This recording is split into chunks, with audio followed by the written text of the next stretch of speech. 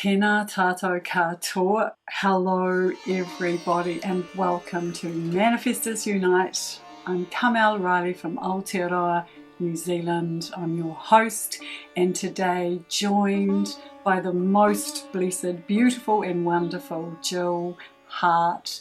She's the coach's alchemist and host of the New World Order, and she's joining us from the USA where it's winter and we're in summer. That's why she's got clothes on and I haven't. Welcome, Jill. Welcome. Thanks, Carmelle. It's so fun to be here with you and start the new year with you. And I always love chatting with you. It's like magic always happens when we're together. Absolutely. And so if you're listening this reader, get ready for a bit of magic because we're going deep into the pulse of alchemy, which we started, I think this is our second year of hanging out in January and feeling into the vibration of the year, isn't it, Jill? It is. Last year we had dragons and this year we have a snake. Dude, did I tell you about the snakes and the dragons in the Bible?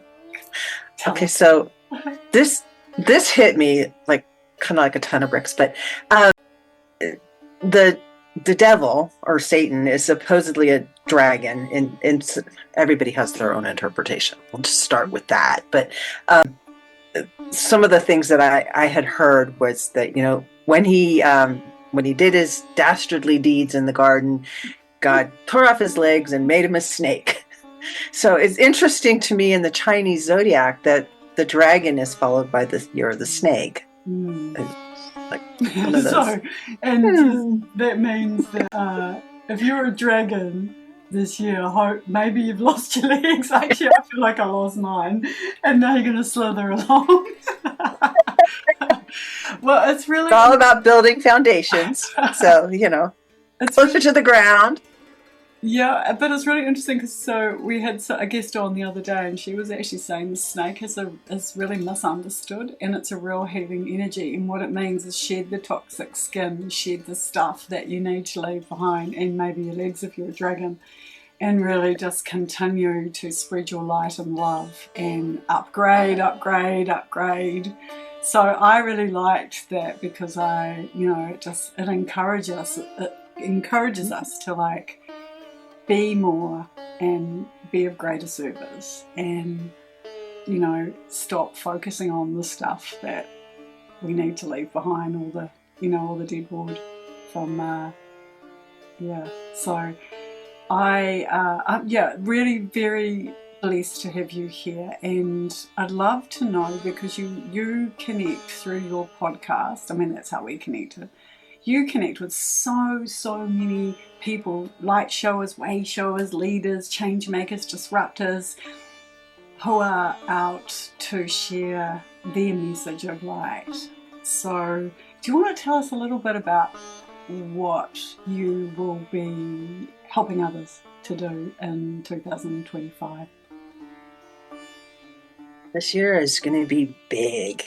Really big in terms of just getting visible. That was the words, there's more than one, I guess, that came to me the other day when I was thinking about, you know, what am I bringing into 2025? What do I want 2025 to look like? And it was just get visible and help everybody else get visible, because really that's how we're going to have impact, is by getting our message out there and getting it in front of other people and making connections. And the other part of getting visible is collaboration, and it's connecting with the people that you know, and together you can create new and better things that can just like keep elevating the whole frequency of the planet.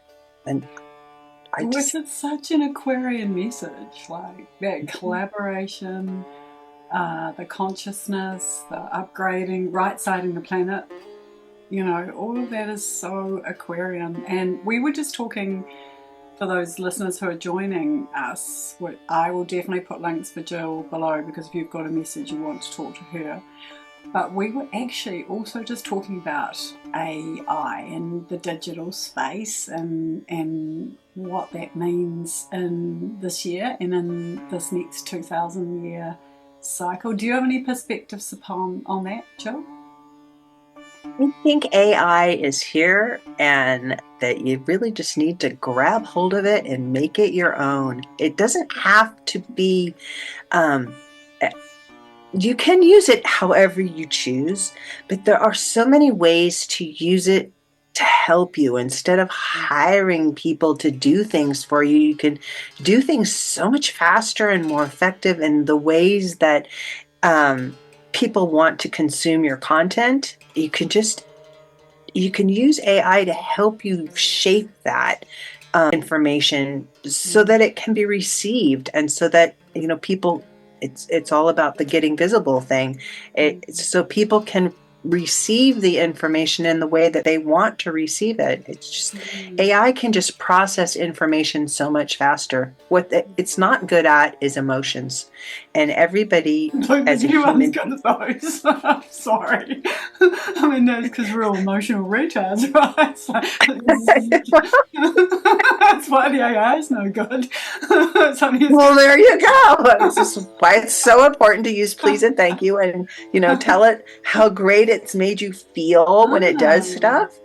I've had AI really actually uplift me. Thought of that. Like, thank you, internet. Thank you, socials. Thank you, AI. Well, yeah, carry on.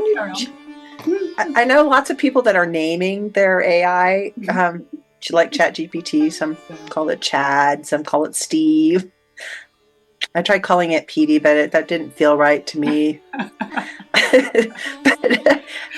But it's you can have a conversation with it, and you can tell it you're really thankful to it for helping you with things. Like, I revamped my whole website and I used AI to do it, and we went back and forth about do you think this is that and why, and should I do this or should I do that and why, and you can train it. It will get to know your voice, and you can tell it, write stuff for you.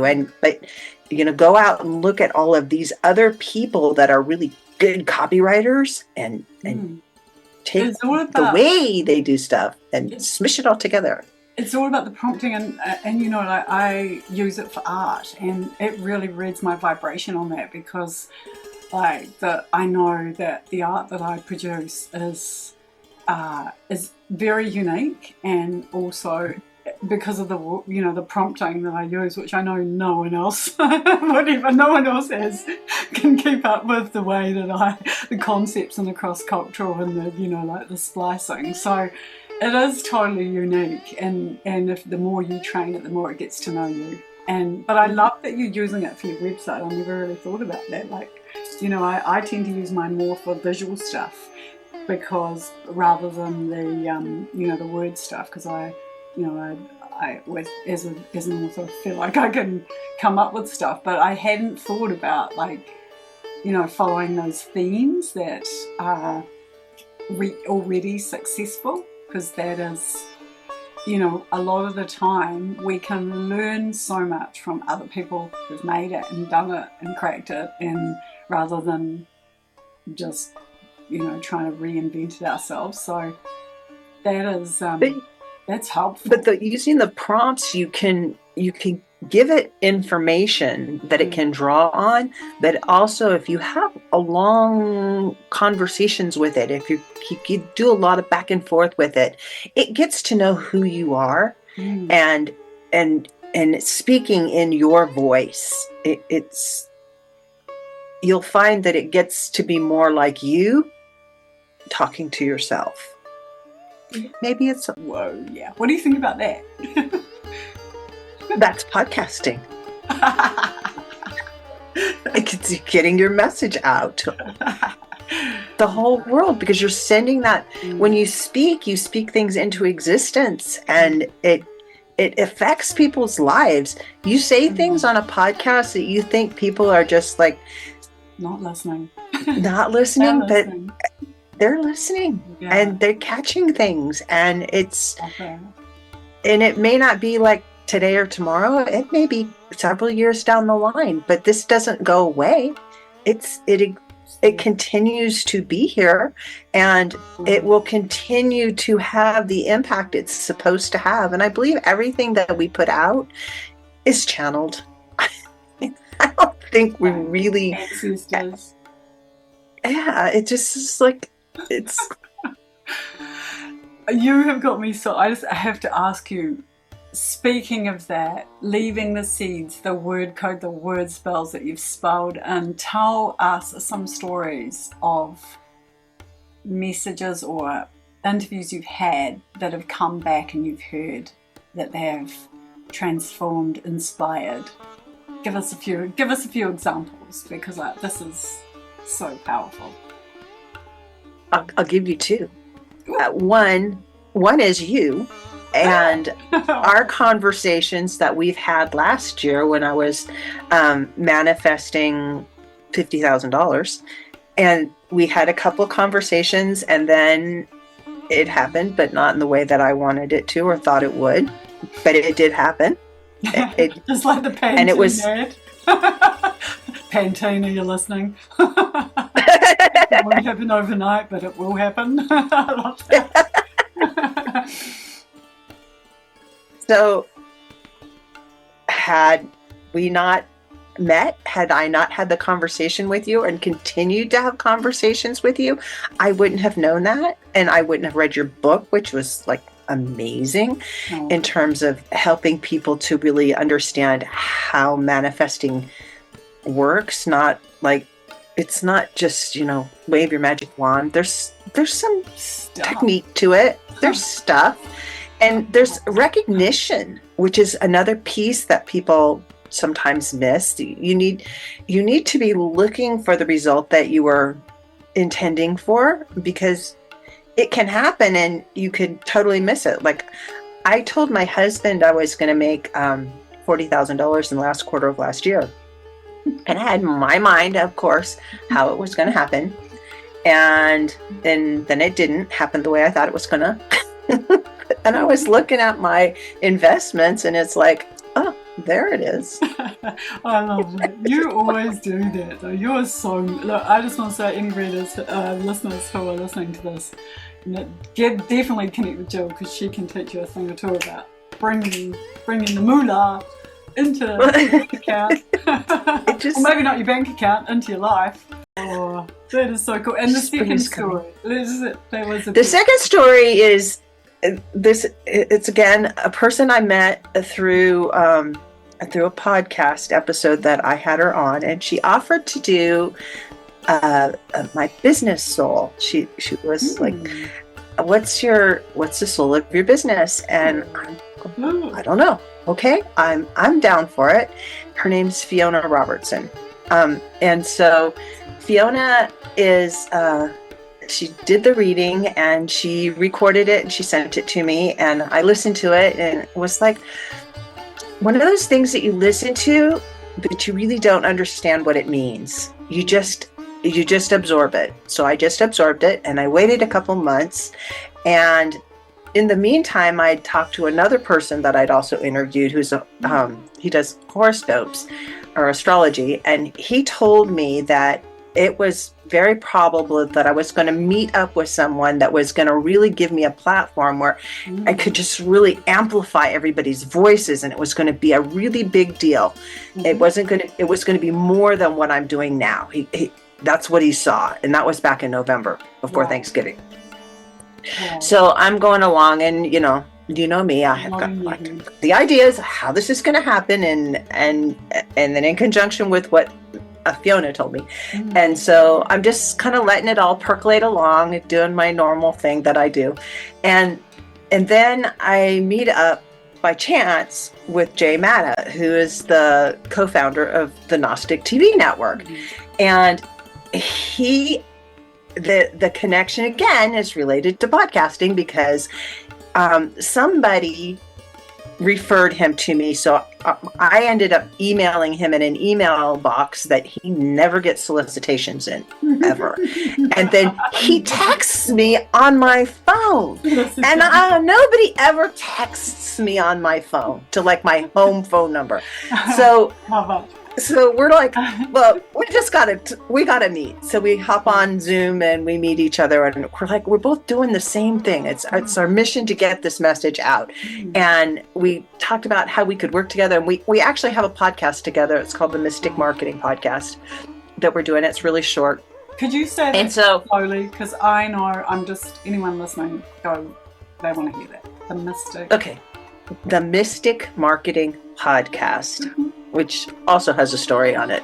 But it's a platform that allows people to have a podcast. You can have an anthology up there. You can have a conference up there. You can, it has a find a guest directory. So if you want to get on podcasts that are on the Gnostic TV network, you can just go over to gnostictv.com and look for the little form to put your information in to be a guest, to get hosted over there. And if you're looking for guests, you can go over there and go through the directory and find people that you can interview. Awesome. They're all like spiritual entrepreneurs, and it's just like it's the whole collaboration thing. So there's your stories. And they all weave together. I know this coach.com. What is your best social engagement for people to get a taste of your magic, Jill? Find me on Facebook. If you just look up Just Jillin, JUSTJILLIN, you're going to find me. And, awesome. Jilly Heart. Send me a DM. I love that. Or comment on a post and I'll connect with you. Awesome. Thank you so much for your time today. And I love to ask my guests at the end if they would like to say a closing invocation, one that means something to just close and seal our session. So would you like to do that, Jill? You can do anything you like. Sure. Thank you. I will bless you all with peace and joy and happiness, and may this year just be infinitely full of the supply and everything that you need or want or can imagine in your wildest dreams, and dream big, because it's all available to you and it will manifest for you this year. It's beautiful. Modi order. Thank you.